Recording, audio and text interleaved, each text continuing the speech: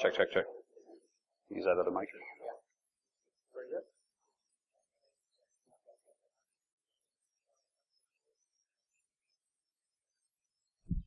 All right, guys, thanks for coming. So we've got Mr. Trey Ford here to talk. Trey Ford is a global security strategist at Rapid7, where he serves as a customer resource, industry, and community advocate. Over the past 15 years, Trey's run Black Hat events worldwide as general manager and served in functions ranging from incident response, project management, as a PCI QSA and a security engineer for a variety of industry leaders, including Zynga, McAfee, Fishnet Security, and White Hat Security. For that, Mr. Trey Ford talking about maturing InfoSec. Morning, guys. How's everybody doing? Wow, that's hot. Maybe I shouldn't stand in front of that thing, right? You guys doing well? Ish? You guys still mad at Kansas City? All right. My name is Trey Ford. I serve as global security strategist at Rapid7. We do data security and analytics. Some of you know us from Nexpo. Some of you guys know us from Metasploit. Very excited to be back out here. I haven't seen Michael or Dave in a long time. I used to work closely with Dave, so I'm very excited to be here joining you guys. This talk, the session we're going to explore together, is talking a little bit about our industry. InfoSec's a rather new discipline. It's a new profession. And, we're working hard to mature this. We're working hard to, I think, iterate and drive and change how we operate, how we interface with the business. And I think we have an opportunity to partner differently. I think we have an opportunity to not reinvent the wheel, but steal some ideas from other industries, specifically aviation. So I'm going to tell a little bit about my story as a new aviator just getting started. Why is that funny? All right, I'm not putting that slide back up, so put your phones down. So for me, as a new aviator, just getting started, the date was July 3rd, 2010. It was a beautiful day. This was my first day flying as a pilot. My first day as a private pilot, fully licensed, good to go. Yeah. I was super excited about it. My neighbor was crazy enough to bring his brother, who was in town visiting, and he wanted to go flying with me. So we went to Palo Alto Airport. Now, it was beautiful. 29.94 inches of mercury. For those of you not into aviation, severe clear. There were like dustings of cloud in the sky. Beautiful. Wind coming almost right down the runway. I mean, like, it doesn't get any cleaner, it doesn't get any prettier. Now, how many of you guys know the San Francisco Bay Area very well? You fly in and out of there. This is busy airspace. As far as pilots go, this is hectic. All right, Palo Alto's at the end of this little orange arrow. We're right underneath something we call Class Bravo. This is underneath the San Francisco International Airport, one of the busiest airports on Earth, final approach for their primary runways. If you take off, you're literally under their airspace. So they run this like a well-oiled machine. Palo Alto Airport is a wild place for a very specific reason. Some days, it's unbelievably busy. A lot of folks in Palo Alto like to fly, California. We heard from Mike about how, startup folks, they aspire for a bigger boat or a bigger airplane. A lot of folks there fly. So sometimes at Palo Alto Airfield, you run up to the runway and there are like 11 people waiting to take off in front of you. Other days, it's a ghost town. This day was one of those days. You pull onto the field, you haven't seen a soul. You're walking around the airplane doing your pre-flight checklist. You never see a soul. You don't hear an airplane taking off or landing. It is a beautiful day. There's no one home. So Tom and his brother jump in the plane, fire up the engine. You've got your start checklist. First thing you do is jump on the radio. You get the weather.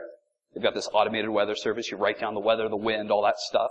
You calibrate your instruments, and then you contact the control tower. This is a towered airfield, so you contact the tower, and you drive from parking over to this area where you run up and test out your airplane, make sure the engine's running, all this sort of stuff. So you identify yourself. It's a unique identifier. It's your tail number on the airplane. Palo Alto Tower, Cessna 733 Zulu Kilo. I'm parked at Tango 22. I have information Bravo. I let them know I got the current weather. I'd like to run up to runway 31.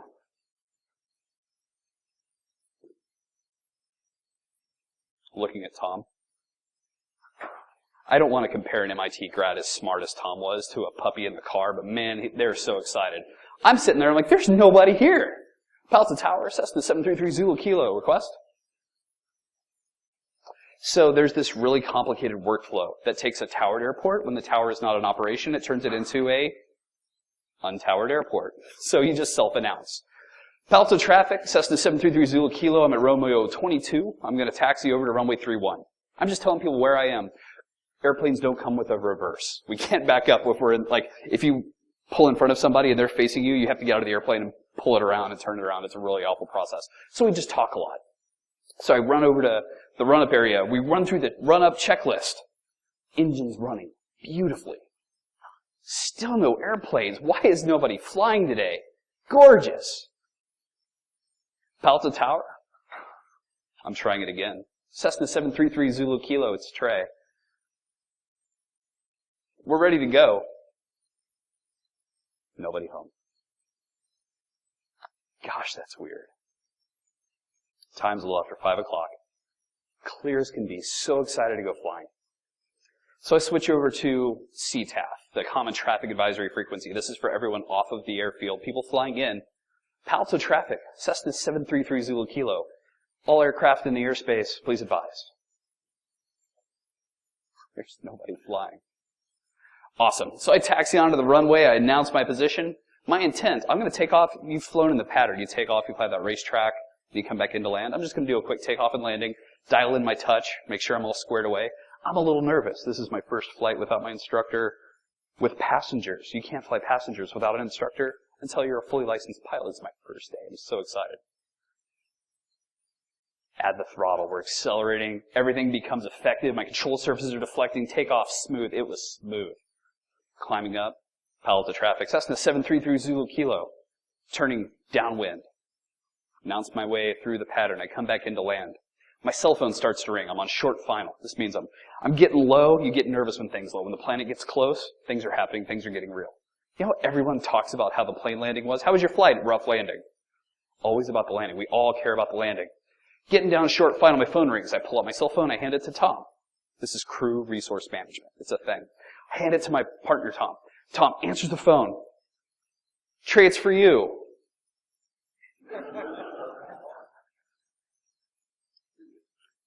Small airplanes. We wear those headsets. It's the hands-free device. You just kind of stick it in there. Probably not legal. Did it anyway. Stuff it into my headset. Hello, this is Trey. Yes, Farrell Ford. My legal name's Farrell. When I hear Farrell, it's maybe a cop, maybe the feds, maybe HR, but it's never good. Yeah, this is Farrell. How may I be of service? Are you flying 733 Zulu Kilo? Yes, sir. I'm landing. All right, pretty smooth. Tom's over there looking around. Oh, this is awesome. He's so excited. How come you're not answering on the radio? I'm on the radio. Hey, can you clear the runway? Palo Alto traffic, Cessna 733 Zulu Kilo, clear of active runway 31. Yeah, I'm on the radio. Why aren't you responding? I'm off the runway. I'm sitting there. I'm like, stand by. I'm going to reboot my radio. Now, this is one of those Garmin in-dash units. Everyone hold your hand up. You've done this on the old school radios. You put your thumb on top of the knob. You click it off, click it on. Do it with me. Hands up. Thumb on top of the knob. This is really important. Click it off, click it on. Where's your thumb? Where it started? File that away. That'll be important here in a little bit. The facts of these are undisputed. Like, this is important. Software, the radio reboots, comes back online. This thing's still going through its boot sequence. It's pulling down GPS coordinates, doing its self-test. But the radio's the first thing to come live. I hear a very frantic young man. Jimmy, the guy that just called me. There are 5 airplanes in the pattern, and he's having to direct them, like tell them to fly in circles, figure out what this clown's doing, taking off on my airfield. You've gotten that phone call. You've had to call the boss with that phone call. Things got real for me. I just had what they classify as an uncleared departure. I took off in controlled airspace under some of the busiest controlled airspace in the world, without permission. That's not just a speeding violation, boys and girls. My first flight as a pilot, I think they're about to clip my wings. Hey, Trey, I need you to come up to the control tower. We need to fill some paperwork. When I got to the control tower, I brought my little paper permit. You know, I'm a licensed pilot. Yeah, the number of digits and stuff doesn't match what a real pilot license has. He's like, I don't know how to fill this thing out. Great. So this last year, I was invited to come speak at RSA. And on Monday, when they do the leadership class, we're talking to new executives in the security profession. There are probably 1,400 people in the room. I asked, how many of you guys are first-time CISOs? 1,000 hands, guys and girls, all across the room. You've been to that room. You've been to that rock concert. You've had that moment, just you feel the whole room with you gasp. Whoa. There's only 400 in this room of 1,400-ish. More hands than anything else. How many of you guys are first-time CISOs as the first CISO at the company you work for? Same body of hands. That gasp turns to goosebumps. You're like, oh man, we're screwed. You guys are all making this up.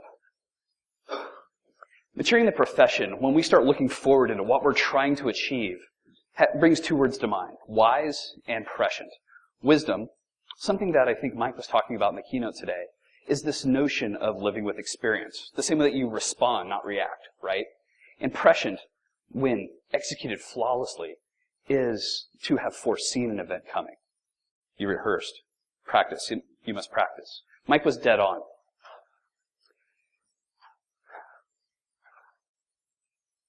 The day of my first flight, I didn't know what I was getting into. I knew how to fly. I knew how to do everything right. My protocol, I thought, was perfect. I had a software glitch. How could I have detected that? What could I have done? But I responded professionally. I did all that I knew how. When it comes to InfoSec, guys, we're talking, you guys are some of the best and the brightest in the game. I mean, like, ask any IT person. We're definitely smarter, right? We know what we're doing. It's awful. So the agenda, the things I want to explore with you today are these. First, humans have a justifiable fear. When we talk about information security, when we talk about technology, we're going to talk a little bit about magic. Certification and peer endorsement. There's a slash through this. I don't think we have that yet. And then finally, what meaningful information sharing might look like. Any of you guys work in like any of the ISACs? You're in threat sharing or intel sharing? A couple of hands that say yeah, a couple of hands that don't tell anybody on that. We're going to break that down, and I'm going to challenge your perspective, I hope. I think we can make this a lot simpler. Fear. There was a day that pilots were stupid. That day may still be today. How many of you guys fly, like, as passengers pretty frequently? You're going to be questioning that after today's talk. Fear is justifiable. I don't think we've gotten past FUD and InfoSec. But users are afraid of the unknown. What happens on the other side of that keyboard is magic. Can you explain it? We're pretty smart. We actually can. Anyone else using this technology? Not a chance. Not so much. There was a day people were afraid of flying, and we learned a lot of things. Chief of which, I think, was how to solve this fear of flying. This is a major industry. It's critical infrastructure now. I think there's a handful of things we can do to manage fear. How long has it been since you heard about a new breach in the news? Days? Fair enough. That's about right. Now, this is what everybody saw in the newspapers. That was the golden age of flight. What I think got us past this fear, and it's a rational fear, it's a data-driven fear, was transparency.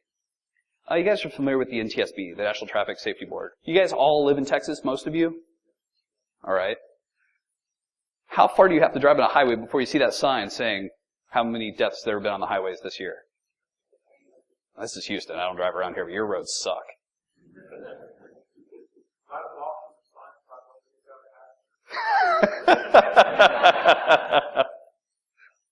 What I think it's going to take to mature this is a notion of transparency. They were very clear in two things. One, communicating what had happened, and number two, running all the way to the ground what they think caused it. They were forwarding the entire discipline, not just their pilot brand, not just their sponsors, not just the airline they were trying to build. What caused a failure? Was it tied to conditions? They were focused on failure analysis. Was it systemic or endemic? Was it a single wing, a mono wing? Was it the type of propulsion where the engine was located? Was there a weak part? Were there wrong types of materials being used? They shared their investigations and their lessons learned. Transparency in what they found With me so far? We're going to drive this further.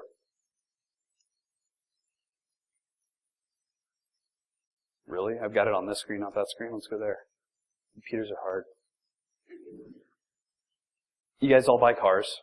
Have you ever, in IT, we talk about mean time between failure like it's going out of style. We know exactly what uptime and the average lifetime of a system looks like. We know all about these things.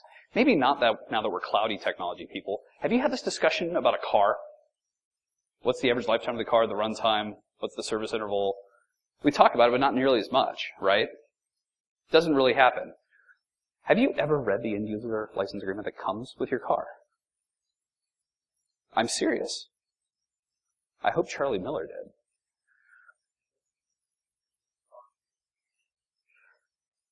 What's interesting about this to me is that, I think VW, chiefly among other people, have learned they're software companies that transport people.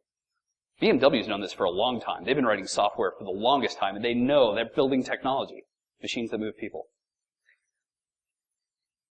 What we haven't gotten to is this notion of being able to talk about what we've found. This is a conversation that's still unsafe. This is something I think we need to work on, not just for our own sake, but for our businesses. And this is something we need to foster. Do we still get upset when someone lets us know about a breach? Granted, they didn't have to tell us at 4 o'clock on a Friday, but we still get upset about it, don't we? We want to champion that. We want to make that safer. Board certification. How many here have a CISSP? You know some things. Half the room admits it, another part of the room a little quieter. When Amelia got her license as a pilot, do you know what the flight test looked like? I can tell you that, me as a first-time pilot, I'd flown my 40 hours. I'd done a check ride, I'd done stage checks, I'd taken a written test, I'd done all this stuff. Early pilots, when they took off, flown a figure 8, and came back and landed, they were a pilot. Now, I've seen people drive in Houston. I assume your driver's test is very similar. I want you to go drive in the parking lot, drive in a circle, and then just put the car in park. And I don't care where you're at. Why is that funny? It's funny because it's true. It's right. This notion of board certification, the magic here is that your body of peers has looked at you and worked with you and said, you know what? They have our common body of knowledge. They understand what's right and wrong. They understand how to make difficult decisions, and we're going to stand behind them. I don't know that we're really there yet. We're definitely not there at the executive level. This is something I think we can strive towards. I'm going to be a little edgy. How many of you guys are red team and research-oriented folks? I know a couple of you in the room are. You don't have to be embarrassed about it. We love you. There may be a day where we need to talk about registration for testers. I'm scared to death of this. In discussions with governmental folks, Rapid7 spends a lot of time and a lot of energy working on public affairs because we care about the community. One of the proposals that was put out there was, hey, look, maybe we just need a registration for all the hackers out there.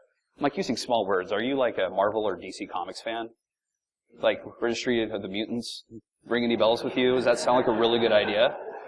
In all seriousness, I can tell you at Black Hat how afraid people were to put their names on things and to give us information. Like, we looked at the information that they gave us in the call for papers process as gold, not of value. It was more like a curse. People want to protect their identities. People are afraid that other folks will know what they know and use them for reasons, bad things. Like, we're very afraid. Not just paranoid, we're justifiably paranoid. We know how the magic works. We're trying to help change it. There may be a day where we need to talk about what it is to self-identify or communicate our presence in a way that, scarily enough, is going to be opt-in. We need to think about what professional boundaries and professional research looks like. It's a scary thing to talk about, but one of two things will happen. Either we're going to explore this conversation together, or someone's going to do it for us. With me? Difficult. I'm not comfortable with it, but we need to be thinking about it. Board certification along that line also means knowing the boundaries of what good and bad look like, what's safe and what's not. How many of you guys do web app testing? Either perform it or have it done for you? Yeah, Praetorian guy, raise your hand higher. It's nothing to be embarrassed of. How many of you guys do it live in production? It's exposed to the internet. Why not? Preach. Bad guys are doing it for us anyway. It's free testing. So at HouSecCon, we're real big on analytics. This is the Society of Information Risk. If you're not following them on Twitter, follow them. If you're not on Twitter, fix that too. In flight, we have boundaries. We have known tolerances. When we say 100%, what we mean is 80%. Our 100% scale is capped to maintain tolerances, right? You guys remember on Top Gun talking about flying to the edges of the envelope? How fast and aggressively you can fly? That's what this is. This here on the left side is the envelope. This deals with speed, weight, and maneuvering. And red is bad, and green is good. And there are places where you don't want to fly. On the right side, this is stall and Mach Buffett boundaries. You probably will never fly a plane that does this as a pilot, unless you're in the military or fly commercial. Anybody here flown a jet, like piloted a jet? Oh, good. So if I get this wrong, I'm safe. The top left corner here is called coffin corner. What happens is, as you approach the Mach limit, remember, as you climb in altitude, the air gets thinner. Any of you afraid of flying and fly commercially? I was going to say earmuffs. Now's the time. What's going to happen is airliners, this is your captain speaking, we're currently at 36,000 feet, the air is nice and smooth, we're going to turn off your seatbelt signs. Be sure to move about the cabin safely. They're at 36,000 feet, the air is extremely thin. Less resistance on the plane, less lift being generated. They're flying fast. They're approaching the speed of sound. You know the U-2 bomber had about a 5-mile-an-hour variance between flying and stalling, and not falling out of the sky, but temporarily losing control. They could not fly it manually. They had to use autopilot while they were running their missions at those altitudes. Coffin corner is where most of the airlines operate. They're up there really high, they're very efficient, they're very fast, but they've got to be very deliberate and very smooth and very gentle. It's a dangerous place. You don't want to fly out there on the edge of the envelope. That's what they do. The reason that this is safe is we've done the testing. We've pushed it to the edges and we do it in production because we know that where the boundaries are. We don't have those standards for safety testing, which is arguably why we don't test in production. There's probably a reason why cars, airplanes, and other folks are afraid to talk to us about testing in these ways.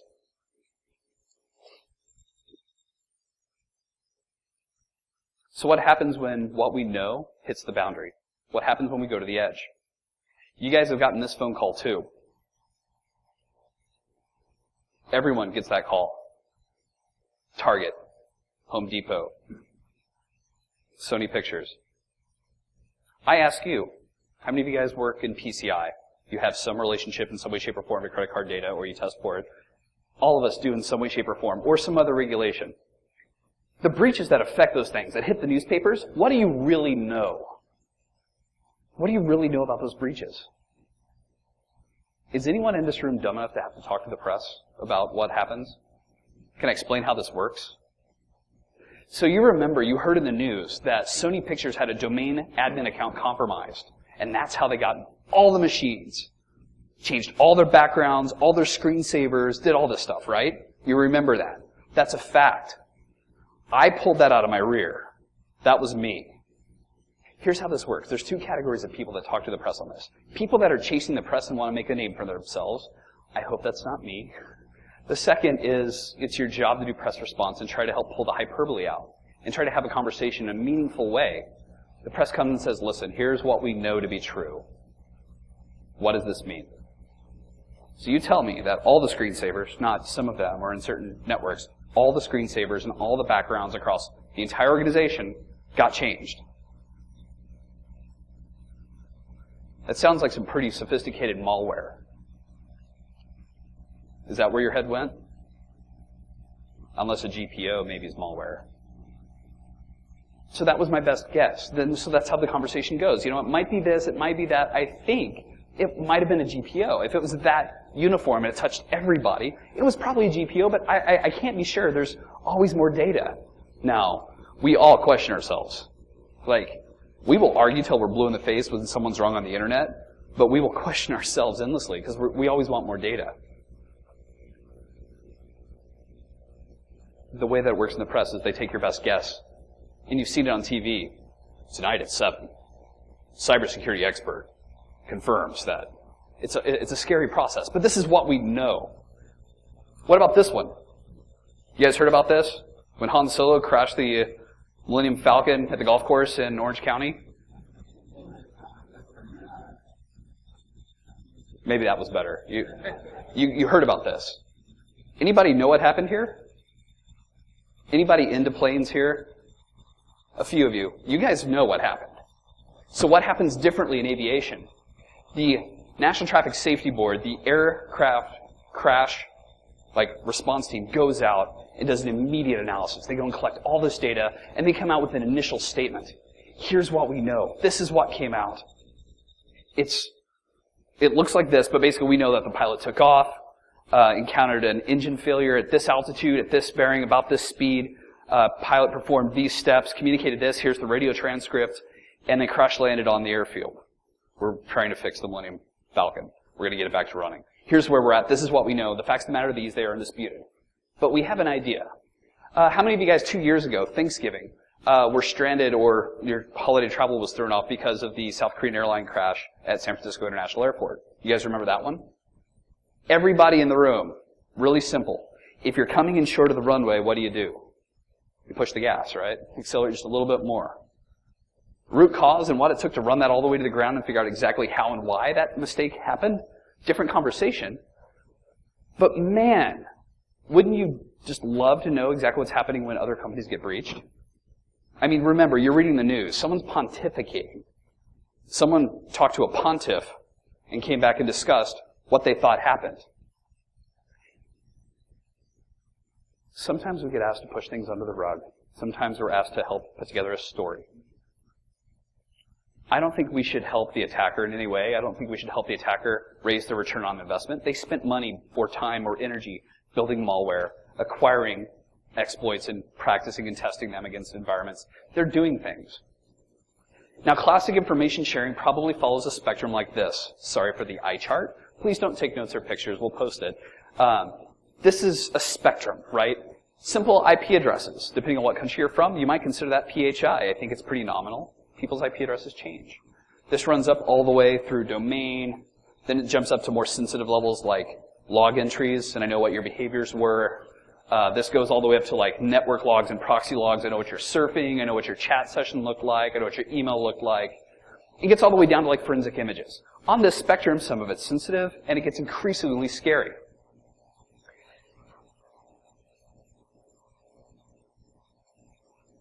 Information sharing is challenging. Any of you guys living with the sticks and taxi world, that whole conversation? I don't know that we can legally share a whole lot of this information right now. Maybe we can. I'm not a lawyer. I'm definitely not your lawyer. Nothing I'm telling you here should be taken as guidance. But I wonder what would happen if we talked a little bit more about breaches. If you are taking notes, write this down. VERIS. V-E-R-I-S. Vocabulary for event recording and incident sharing. What I think is far more valuable is if we have a discussion around what events are happening, what events have been stopped, what events are getting through. This would be moving towards a performance-based program. How many of you guys read the DBIR? Shrug. Yeah, we read it. I think this is the seminal piece of research that happens every year. We get an idea of what's getting through. There's a serious sample bias that happens. It's very focused on credit card data and other regulatory data sets. But this is by far the most critical thing because we know some pattern of what's working against us. Anybody know what this aircraft is, the Model 299? B-17 bomber. All right, we do have some aviation people in the room. Do you remember the story of the B-17, how it first got started? We needed a long-range air superiority bomber. This is what we needed. They came out to test this out. This was Boeing's response to a governmental proposal and contract. And so they got in this airplane. They put the Army's chief test pilot. There was no more qualified pilot anywhere in the world. They get in. They've got the reporters, all the brass from the military there to watch this thing. Guy fires it up. They've never seen a plane with 4 engines rumbling on the wing like this. Guy fires it up, thunders down the runway, takes off smooth, beautiful, climbs up to about 300 feet, shudders, slowly rolls over, and crashes. 3 of the 5 people on board died. Scary. For all pilots, this is interesting in one reason. They almost lost the contract because he left the parking brake on. There was a control lock that would lock effectively the steering wheel, the ailerons and the flap controls. A lot of wing surface on a plane this big. It needs to be able to lift heavy payloads of bombs and fly a long ways efficiently. The parking brake was on. The steering wheel was locked. And this was the birth. I'm going to kill myself on this thing. This was the birth of the checklist. This is where the aviation checklist came from. You know, a couple of years ago, when surgeons started using checklists, like aviation's been doing it for almost 100 years at this point, welcome to the club. This is where we learned it. Now, here's the magic. This is why aviation matured so quickly. Things that would happen would be ran to the ground. We would find the root cause, we would communicate what we knew, and communicate what we weren't sure about, and we would make sure everyone else knew. So information sharing, the preliminary report, when the aluminum Falcon crashed at the golf course, we knew, here are the facts, and we're investigating these other things we're not sure about yet. Airworthiness directives. Listen, we found out that the suspension on this model of aircraft is faulty, and sometimes you can't get the gear down. Landing without wheels underneath your plane is bad. Maybe we shouldn't let any more take off. And they would ground all the airplanes, like that's a normal thing. NOTAMs, notices to airmen. I get emails all the time. Every time the president flies somewhere, I don't have his itinerary, but I know I'm not allowed to fly in this area, or I'll meet some nice chap flying a fighter. They let us know about these things. TFR, temporary flight restrictions. You can't fly over baseball games and college football games. There's all these different things. Some idiots flying a drone, my airport. These are the sorts of things they're letting us know because safety's involved. If you see something, say something. How many of you guys have heard about this one? This rings bells? So DHS used this with permission, of course. Maybe they've all told them. From New York. If you see something, say something. It works at the airport. You hear it all the time. You hear it at the bus station or the train. I guess you guys don't do that in Houston. But it doesn't work on the internet. If we distill this all the way down to its purest place, if you see something, say something means I will make it safe and I will encourage you to let me know if you see something. Some of you love bug bounties, some of you hate bug bounties. We can talk more about the religion behind that. But to the point, partnering with the public to bring something to your attention is so powerful. But we can't do it on the internet. It's just not safe. We're trying to improve that. That's part of what we're fighting for. So my buddy Dan's in the room, and he gave me some feedback on this talk track. Information sharing is challenging for a number of very valid reasons, and I want to explore those. I can't fully dispel these because I think there's a lot of merit here. Aviation's not like information security or cybersecurity, if that's more your brand, because people die. How many of you work in or around application security? I was in New York Monday and Tuesday talking with some executives, and they told me, Trey, point blank, look, I look at OWASP vulnerabilities, the bottom line is that's not really what's causing me problems. Cross-site scripting is important, I care about it, but it doesn't hurt my business. Interesting. Interesting. The motivation's different. Of course, people have a rational fear of flying. We've got to find a way to motivate that. It informs attackers. So what you're telling me is if we tell the world that somebody broke in here, that's going to make them a better attacker, right? They'll know that we found them, we know what they're using, what they're doing. When someone crashes an airplane and we publish a report, does that make gravity more effective at killing people? Absolutely. It's a correct perspective. At the end of the day, my challenge to you is this, and I think it's a valid concern and a correct way to push back. I think we would all agree we live to hunt, pursue, and punish. I want to punch miscreants. I hate the bad guys, and I imagine most of you do too. Not because they give me a job, but frankly, I could sleep better, longer, less interrupted if we made miscreants' jobs a little rougher. So my aspirations are in a couple places. I want to make it a little bit more difficult, a little bit more costly, and a little bit more dangerous. Why should they get to use the same piece of malware in my environment and your environment without us being able to say, hey, look out for these things? And I'm not going to say it happens at line speed, but why can't we talk about that? There's valid concerns about perception. Well, our company dealt with an incident. We were attacked. We had a piece of malware. We had an infection. We had an outage. These are things we're worried about, right? because the general public is afraid that they'll have to reboot a computer or come back later. They've never dealt with the heartache that comes with a delayed flight. They've never had an Amazon Prime purchase show up a day late. I think they're accustomed to this. We hear about attacks and compromises all the time. Why can't we just say, hey, we took a hit? Is it really that scary? Are our executives really afraid of saying that? It's kind of sad, isn't it? What would you do, you personally, right now, if one of your favorite organizations, like for instance, I would go to Lowe's, I would go to Home Depot. Why? It's half a mile closer, and I like it. If Lowe's got hit, now, Lowe's, to my knowledge, hasn't been compromised yet. Nothing major, nothing headline, from my perspective, recent memory. If Lowe's came out and said, hey, listen, we've had a breach, an external actor, an organization, and I don't care if you say it's China, I'd rather you say, look, we're not really sure who it is.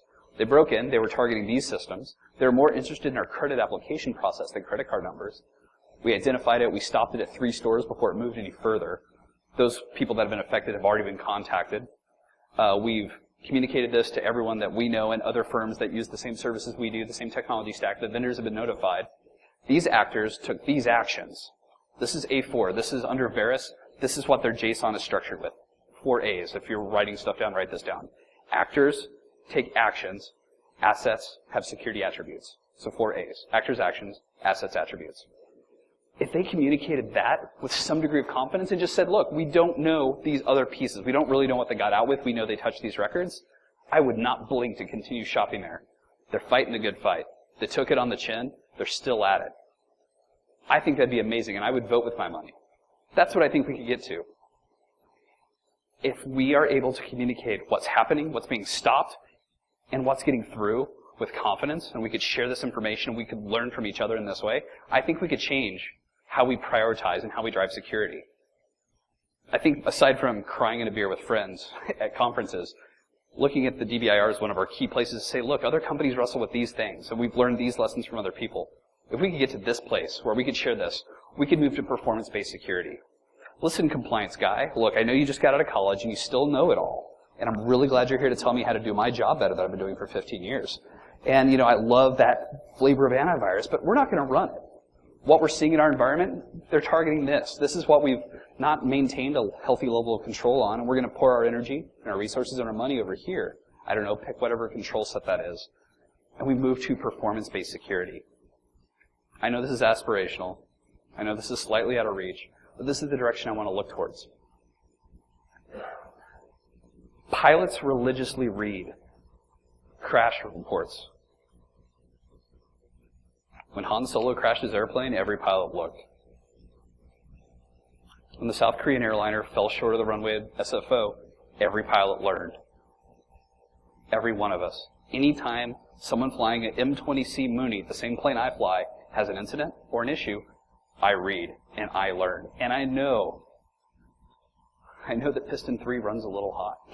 I know all of her little peccadillos. I know all the little things she's frustrated with. And I know all the parts that I need to pay attention to because I study everything just like me. The only thing we have right now is the DBIR. Even if you can't get permission to share and publish this information or give it back to the Verus community, I'm going to ask that you prepare for the day that you can. You're capturing data, you're capturing metrics. You could probably tell me about the half-life of the vulnerabilities, how long it takes you to get a patch cycled out, how long it takes to get a patch into your application environment for web-facing apps. But can you tell me specifically how many incidents you've dealt with in the last year? How much time it took to investigate them? What key types of action types are being hit? What security attributes are affecting the assets that are involved? This is the data that's going to change our game. This is the data that's going to change what we do. We've got to end with Top Gun. So this is the scene right after they buzz the tower.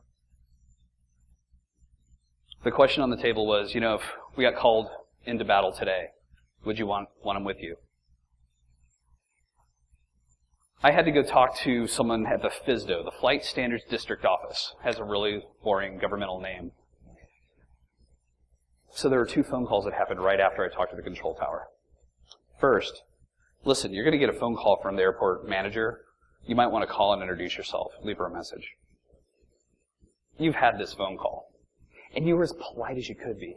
Hey, my name's Trey Ford. Listen, I met this really nice guy in the tower, Jimmy. Apparently it was his first day in the tower. Man, he's had a day. I just wanted to make sure that I was the first to let you know. He did a great job, managing air traffic and, the little glitch I had with my radio. I'm so busted and I know it. You've had this conversation. The next conversation's with my dad. My dad's a pilot. I learned to fly to get to know my dad. Dad, you're not going to believe this. You did what? Trey, the control tower has this big red light cannon. They blink at you to let you know, don't take off. All right, runway 31's about like this. The sunset usually sets to the west. Yes? The way this set up is from where I'm sitting at the run-up and onto the runway, there's the control tower and the sun's right behind it. Let me get this, Buzz Lightyear. You're going to blink me to stop my airplane in front of the sun? Good talk. Bad plan. Cool. So the next words I'll never forget. Dad's like, so have you thought about talking to a lawyer or taking one with you at the FSDO meeting? I was doing some work with the Civil Air Patrol, teaching children, young people, about math and science, about how math and algebra, numbers can dance. Physics is where that math comes to life. We're trying to get kids involved in math and science. So there's this little time where the adults are doing their thing and the kids are doing their thing. We're working on the next piece, and so I tell the guys the story. And they're like, ask David, he's in the Red Light Club too. There's a dunce collection of us that have done stupid things, and I'm part of that club now. The question immediately after is, so you should talk to him. He had a great lawyer go with him. I'm like, crap. And this is the decision we face.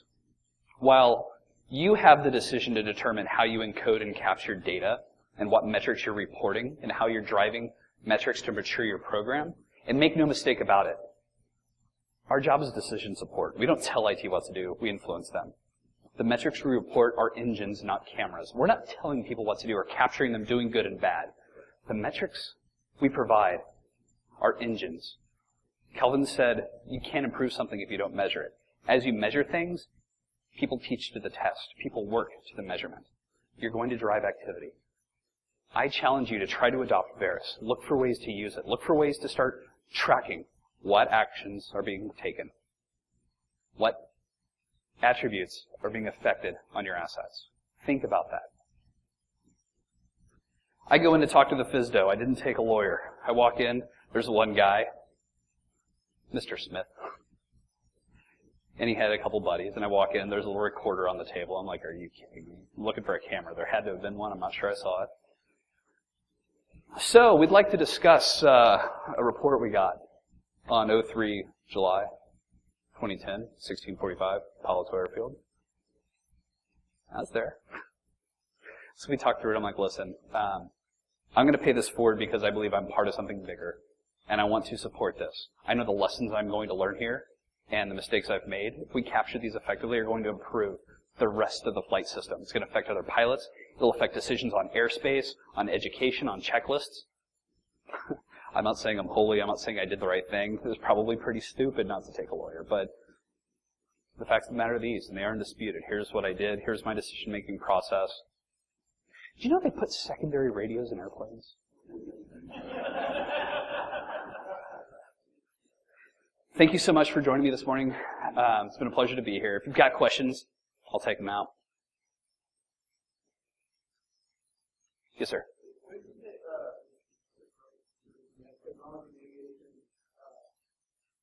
The Chris Roberts, yes.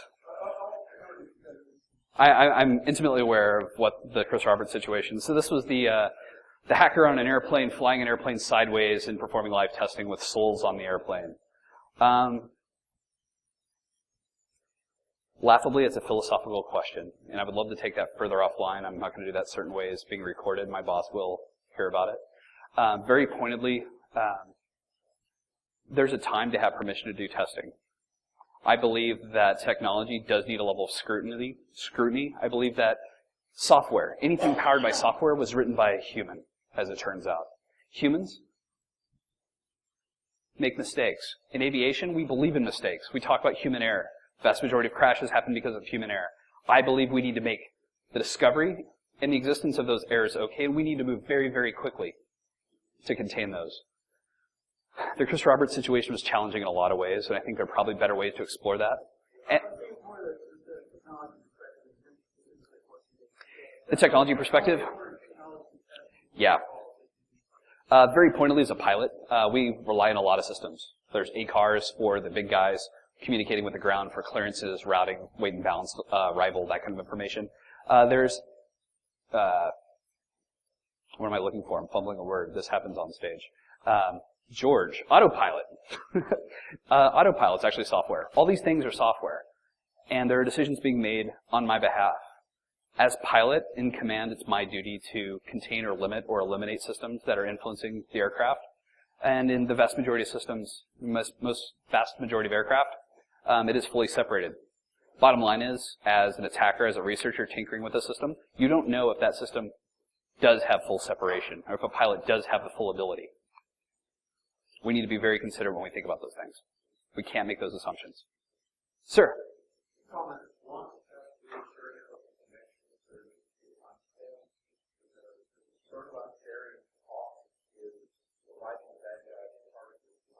Certainly.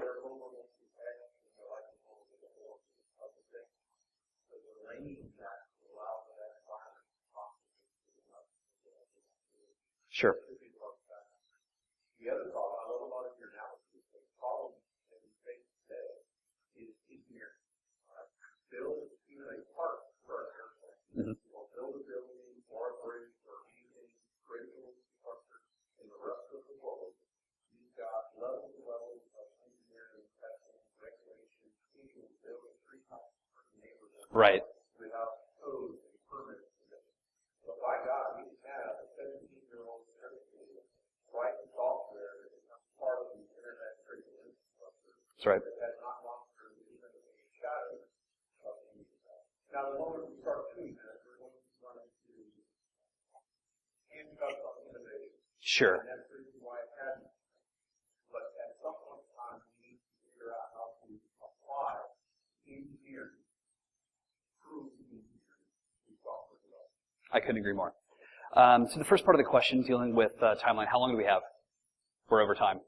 All right. We'll jam in a little bit. Hey guys, you've been a great crowd. Thank you so much for your time.